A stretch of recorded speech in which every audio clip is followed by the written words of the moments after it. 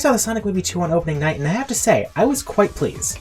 I went to the first Sonic movie expecting it to be terrible, but came out being surprised by just how much I enjoyed it. Because of that, I went into this movie expecting it to be pretty decent, and I was equally as shocked by how much I ended up enjoying it as well. I think the most obviously great element of the movie is the characters. They're all fun to watch, and I think that each one of them gets a pretty good amount of time to shine. The particular standout here being Knuckles. I was initially pretty skeptical of Idris Elba being the voice of Knux, not because I didn't expect him to be a good voice actor, but because I wasn't really sure if I liked how deep his voice sounded. However, I ended up loving him, and he's easily my favorite portrayal of Knux in any Sonic media ever. The "do I look like I need your power" line from the trailer really made me think that he'd be a dark and brooding character with a deep voice, but Idris Elba's delivery throughout the rest of the movie is the perfect mix of comedic and intimidating. They balanced modern Knuckles' himbo personality with his original antagonistic/spiritualistic personality perfectly. I'd also like to point out that my predictions were correct about the plot of this movie. Please bow down to me because I predicted that the Sonic movie would follow the plot of one of the most tried and true Sonic narratives about Sonic and Tails fighting Eggbot, Dick, and Knux over the 7 Fruity Pebbles. I'm truly the prophet of our age. Then there's Tails.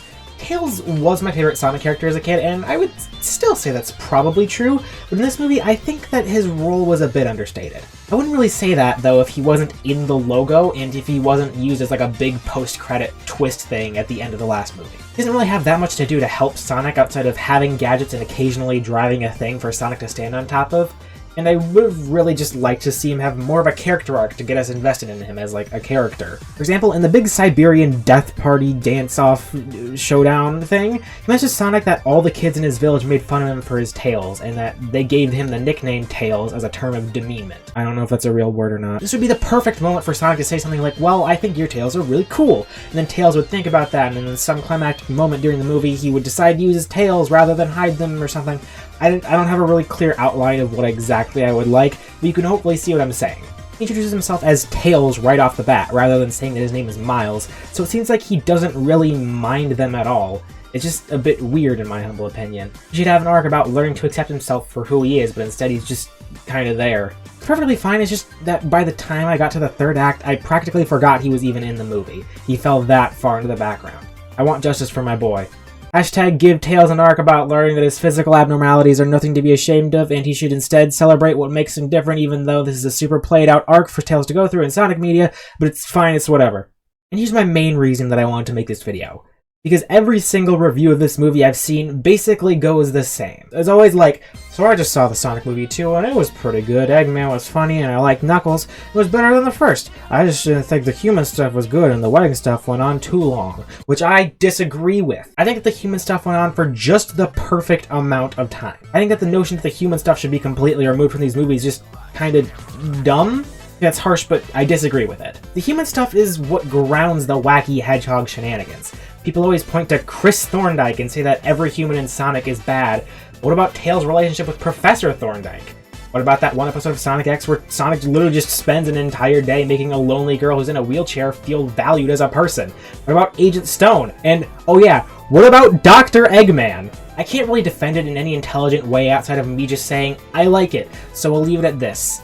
I think that they spent just as much time as was needed on the human characters who I already became invested in during the course of the last film. The only thing that I thought was weird is how Tom and Maddie treated Sonic like their kid. In the last movie, it felt like Tom and Sonic viewed each other as more or less equals. The fact that they now just act like father and son is kinda jarring to me. Not bad, and I get why they did it, it's just weird that this dynamic wasn't at all present in the last film. Okay, now for the comedy. I think that this was a very, very funny movie. Knuckles stole the show, obviously, and I think that everyone else had decent quips pretty often. However, as much as I love both Sonic and Eggman in these movies, I think that they made just a couple too many references and it got kinda grating. Since there are like 4 scenes in this entire movie where neither of these two are speaking, it makes it feel like everyone is making pop culture references when it's literally just them. I get why Sonic references movies because he watched them through the window of Tom and Maddie's house, but why Eggman? I prefer him just making good jokes rather than name-dropping Uber or whatever he says. But some of the bad jokes still worked for me for the sole reason that I can tell that the people making these movies kind of knew that they were bad. For example, people were upset about Sonic flossing in the last movie, so they made Robotnik floss in this one. People hated the blatant product placement, so they directly refer to the Secret Service dude from the last movie as Olive Garden Guy and make his entire personality revolve around loving Olive Garden. You can tell that they cared about this movie. Just look at how many times they tweaked Tails' design to get it perfect. In the ancient temple scene, the ruins on the wall are taken from an obscure Sonic spin-off that no one talks about. They have Gun in this movie, and it's still named Gun! Sonic can't swim, and instead he just runs on the ground and tries to jump up like he does in the games. And also at one point he sucks up an air bubble like he does in the game. The posters, the social media presence, everything about it just shows how much they cared. And sometimes that care is shown in the form of doing exactly what the fans don't want you to do for a few brief seconds. It's like negging, but for people who are into anthropomorphic animals that can run at the speed of sound. As for the plot of the movie, I think it was just right. It's not complex, the moral questions raised are pretty simple, but it all ties together in a fun movie. Nobody makes infuriatingly stupid mistakes except for the ring mix-up, but that's small enough, so I'll let it slide because it wasn't like the thing that ruined the marriage. Like, the secondhand embarrassment is lessened because everyone attending was already a cop, so it upsets me personally less because they're not like doing the marriage was already, the wedding was already a sham, so it doesn't really matter. And also Sonic doesn't taunt when he's 3 feet away from a bomb this time, so yay. Pretty much my only complaint with the movie's plot is that the house gets blown up, but then we never get to see that Tom's dog made it out okay. Like, he and Sonic were chilling at the start of the movie. It seemed like he'd be hanging around. Where'd he go? What's the dog doing? I know this sounds like a joke, but I swear, like, it's just kind of weird how he was, like, set up as this character who seemed like he was gonna be important, and then the house gets blown up, and we never see him again. Oh yeah, and also the climax was awesome. The Death Egg robot was a fantastic final threat, and Supersonic stopping the robot's fist without moving is just the perfect.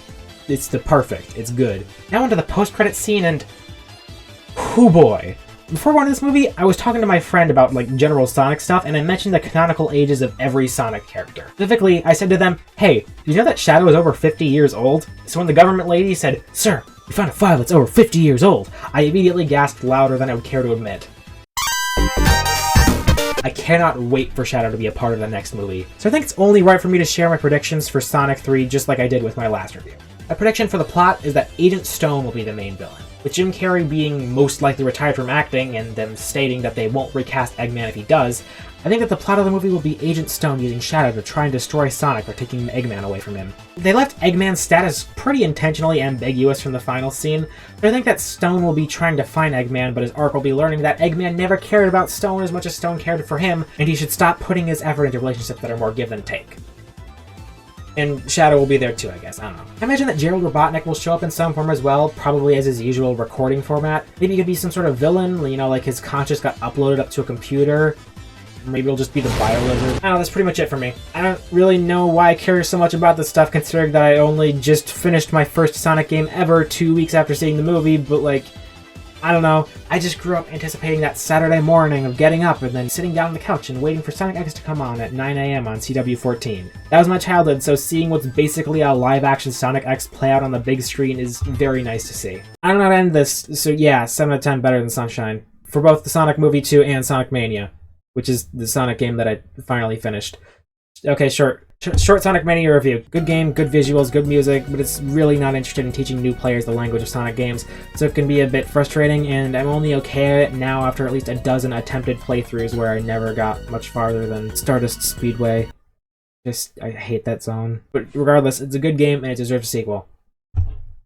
Okay, bye!